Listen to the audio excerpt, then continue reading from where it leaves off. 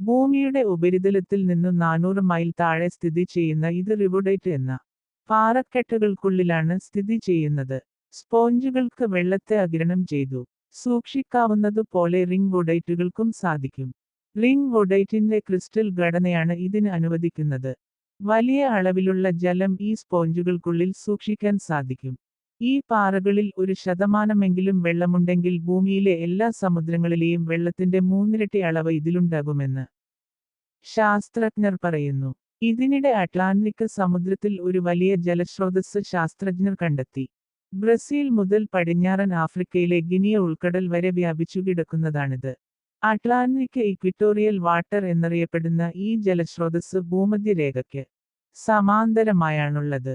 ഭൂമധ്യരേഖയ്ക്ക് വടക്കും തെക്കും സമുദ്ര കറന്റുകൾ പ്രത്യേകമായി മിശ്രണം ചെയ്യപ്പെടുന്നതാണ് ഇതിനു വഴിവെക്കുന്നത്. ഇത്തരം മിശ്രിത ജലസ്രോതസ്സുകൾ നേരത്തെ ഇന്ത്യൻ മഹാസമുദ്രത്തിലും പസഫിക് മഹാസമുദ്രത്തിലും ശാസ്ത്രജ്ഞർ കണ്ടെത്തിയിട്ടുണ്ട്. അറ്റ്ലാന്റിക് സമുദ്രത്തിൽ ഇവയുണ്ടാകുമെന്ന് നേരത്തെ തന്നെ അഭ്യൂഹമുണ്ടെങ്കിലും ആദ്യമായാണ് ഇത് കണ്ടെത്തപ്പെട്ടത്. വീഡിയോ ഇഷ്ടമായാൽ ലൈക്കും ഷെയറും ചെയ്ത് സപ്പോർട്ട് ചെയ്യുക.